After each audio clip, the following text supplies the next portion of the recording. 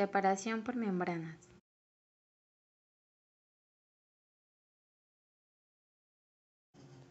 Una membrana se puede considerar como una barrera o película que permite la transferencia de determinados componentes de un medio al otro a través de ella, y así evitar o restringir el paso de otros componentes.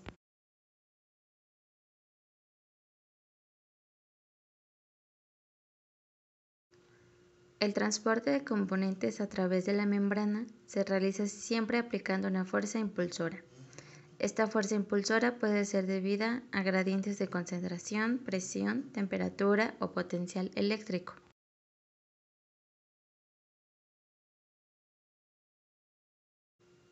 La permeabilidad selectiva viene determinada por la medida de la partícula, la afinidad química con el material de la membrana y la movilidad de los componentes a través de la membrana.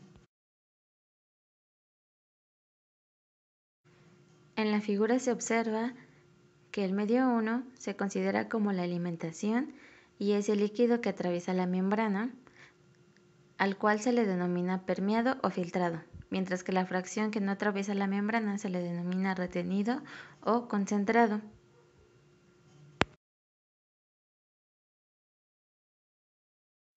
En general, la membrana funciona como una pared de separación selectiva. Ciertas sustancias pueden atravesar la membrana, mientras que otras quedan atrapadas en ella. En general, los procesos de membranas ofrecen la posibilidad de separar el agua de diversos tipos de soluto.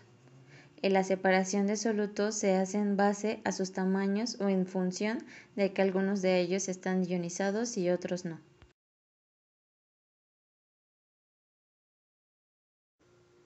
Los procesos de membrana son microfiltración, ultrafiltración, nanofiltración y ósmosis inversa. Esta va a depender de acuerdo al tamaño de partícula que quiera separarse. Como se observa en la figura, va de mayor a menor tamaño, como son la separación de macromoléculas, micromoléculas y iones.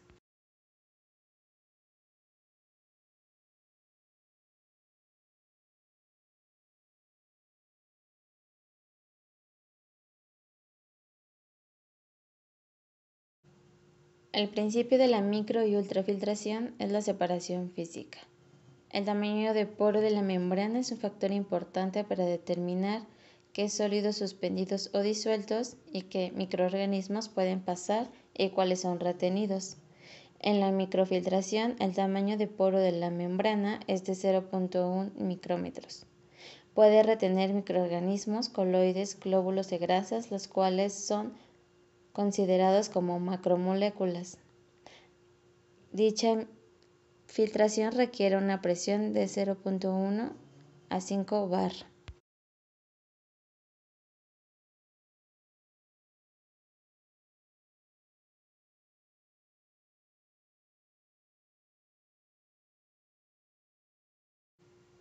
Las sustancias de mayor tamaño que los poros de las membranas son retenidos totalmente. Algunas sustancias más pequeñas que los poros pueden quedar parcialmente retenidas. El tamaño del poro de la membrana de ultrafiltración es de 0.001 micrómetros. Retiene proteínas y macromoléculas. Dicha filtración requiere una presión de 1 a 10 bar.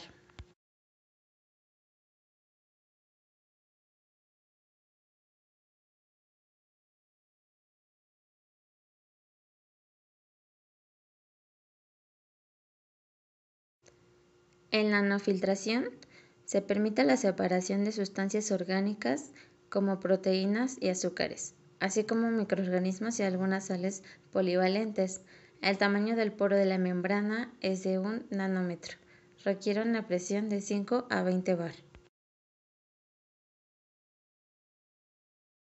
La ósmosis inversa es más frecuentemente utilizada para desalinización de agua de mar y de agua salobre con el objeto de obtener agua potable y agua apta para aplicaciones industriales, pero también se utiliza en el tratamiento de aguas residuales y para el reuso de agua.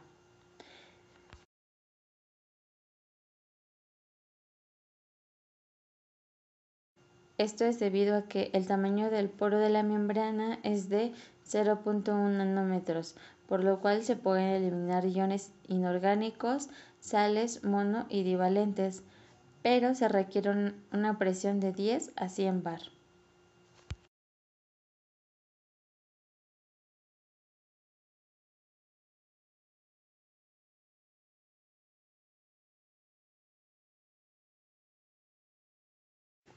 En las siguientes figuras se presenta la comparación de las membranas, en donde se puede observar cuáles son las partículas retenidas en la membrana y cuál es el permeado.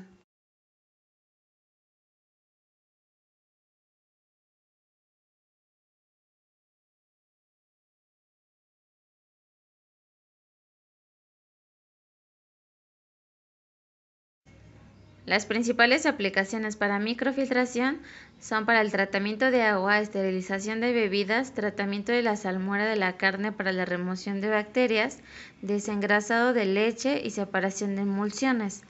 En ultrafiltración es la clarificación de jugos de fruta, vinos y cerveza, concentración de proteínas del suero de leche, concentración de proteínas vegetales, concentración de gelatina y recuperación de almidón.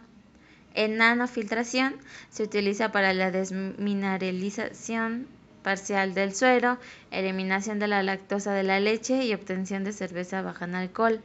La ósmosis inversa se puede utilizar para la obtención de agua potable o su desalinización, concentración de jugos de fruta, azúcar, café, leche clara de huevo, etc.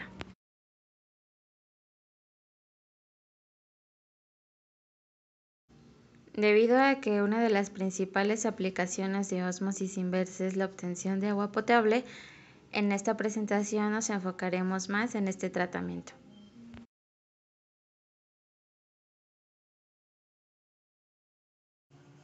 La ósmosis inversa es el proceso de transferir solvente a través de una membrana semipermeable desde una disolución concentrada a una diluida.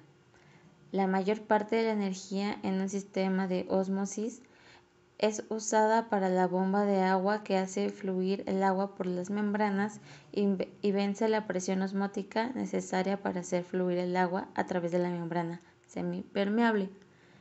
Para poder comprender la presión osmótica, como se observa en la figura, se debe considerar un recipiente con agua en forma de U y una membrana semipermeable en medio del contenedor. El nivel de agua en ambos lados del contenedor será igual. Al añadir sales a un lado del contenedor, el agua fluirá a través de la membrana semipermeable para establecer un equilibrio iónico entre los dos lados del recipiente. La presión diferencial de la columna de agua formada por este proceso es llamada presión osmótica.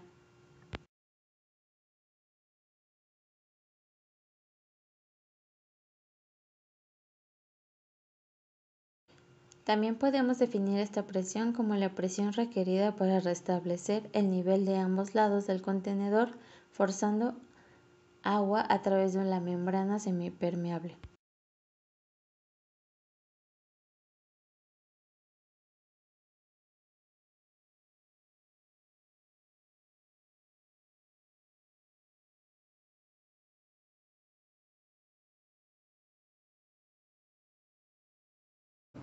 Los factores más influyentes que pueden cambiar la operación de un equipo de ósmosis inversa y por consecuencia su eficiencia son el pH, debido a que en el agua afecta cuán solubles son algunos de los compuestos que están presentes en ella.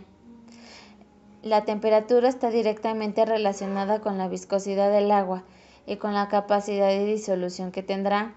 A mayor temperatura del agua, menor viscosidad y mayor la capacidad disolutiva. Debido a que las membranas están hechas de polímeros, pueden sufrir algunas alteraciones a altas temperaturas, por lo cual la temperatura máxima promedio en ósmosis es de 40 grados centígrados. La viscosidad del agua depende en gran parte de la temperatura y de los elementos disueltos en ella. A mayor viscosidad, la presión de operación deberá incrementar y así la energía usada será mayor. En aguas con concentraciones altas de un compuesto, el porcentaje de eficiencia se ve limitado por este, ya que el agua alcanzará el punto de solubilidad máximo de un compuesto a un porcentaje de baja recuperación. Por este motivo se debe controlar el pH y la temperatura para maximizar la saturación de los componentes.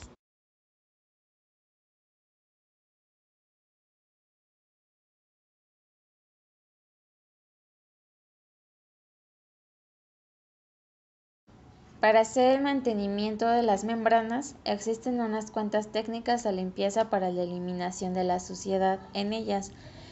Estas van a depender también de las especificaciones que den los proveedores. En general, la mayoría de estas técnicas utilizan soluciones químicas que pasan a través de la membrana por medio de presión.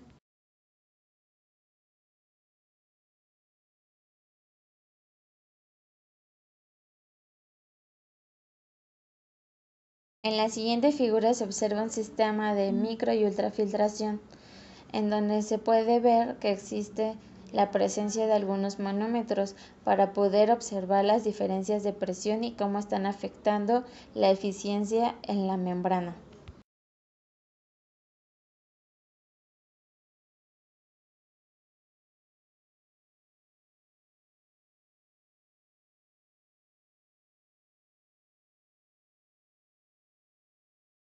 En la siguiente figura se puede observar cómo es una membrana físicamente y cuáles son sus componentes. En medio de la membrana existe un tubo colector de agua, que es el producto permeado. El agua a tratar pasa por toda la capa de membranas, donde se tiene un colector de permeado, una salida del permeado y la del rechazo. Las membranas empleadas en los procesos de microfiltración y ultrafiltración son de tipo poroso y están hechas a partir de polímeros predominantemente hidrofílicos, tales como poliamidas y poliuretanos. Las membranas empleadas en los procesos de nanofiltración y ósmosis inversa no tienen poros, sino una estructura más cerrada denominada asimétrica y están hechas de materiales especiales, principalmente de acetato de celulosa y poliamidas.